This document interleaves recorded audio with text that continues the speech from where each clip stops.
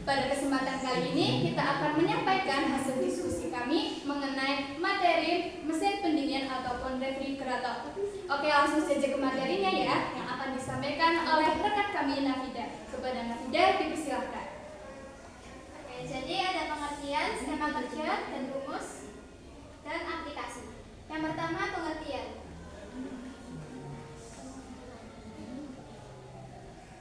Refrigerator adalah mesin panas yang kerjanya berlawanan dengan sistem panas di atas. Jadi mesin kalor mengambil kalor alias panas dari tempat yang bersuhu rendah dan membuang kalor tersebut ke tempat yang bersuhu tinggi. Agar proses ini bisa terjadi, maka mesin harus melakukan kerja. Pada refrigerator, usaha diberikan pada mesin untuk menyerap panas dari tanduk dingin dan memberikan panas tanduk panas.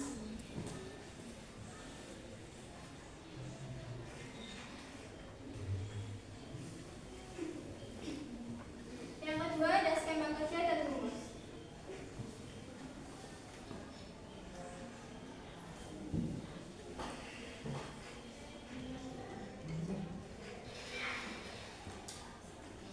Skema kerja mesin pendingin atau refrigerator ditunjukkan pada gambar 1.1. Kita mengusahakan sebanyak mungkin kalor ide yang dipindahkan dengan hukum termodinamika kedua untuk mesin pendingin.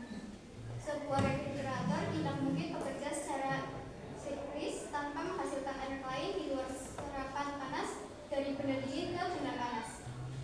Nah, ini gambar prinsip kerja refrigerator untuk menyerap panas dari tanduk dingin diperlukan usaha dari luar. Selanjutnya, skema sebuah refrigerator ditunjukkan gambar 1.1. Hukum kedua untuk refrigerator merupakan hasil perumusan Clausius.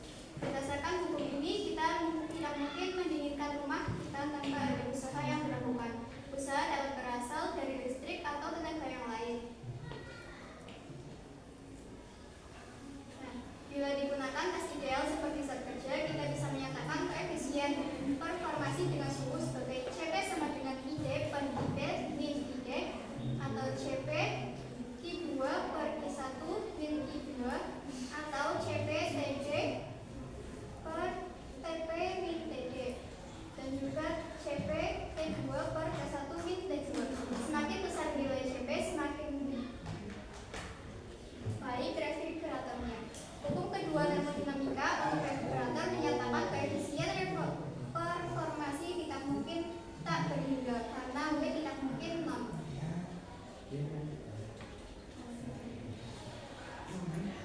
Selanjutnya, aplikasi. Hukum termodinamika kedua menunjukkan sifat alat-alat mengalir dari suhu tinggi ke suhu rendah.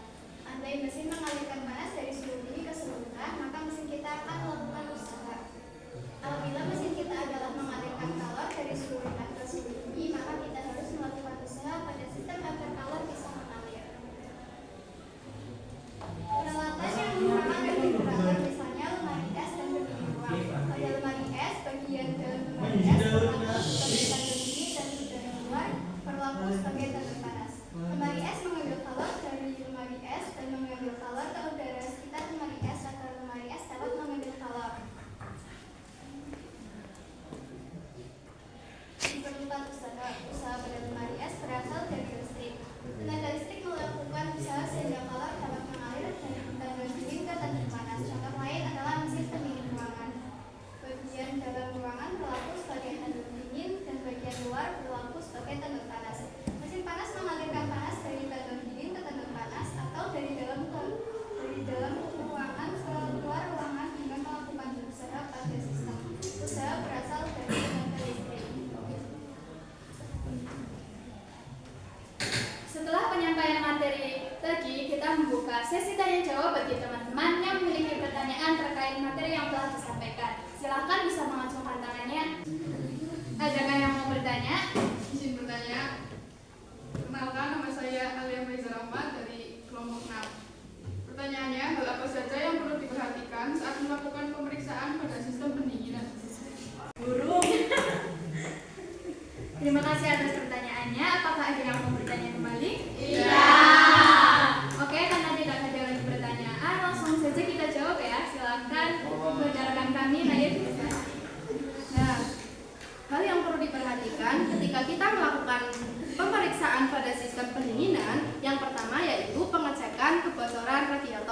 Yang kedua yaitu pengecekan fungsi tutup radiator. Yang ketiga yaitu pengecekan fungsi termostat.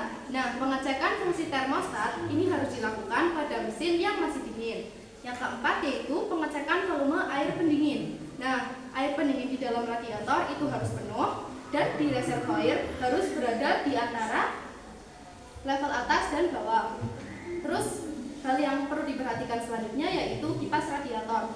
Nah, ketika kipas radiator itu sudah tidak berfungsi, hendaknya diganti dengan kipas yang baru.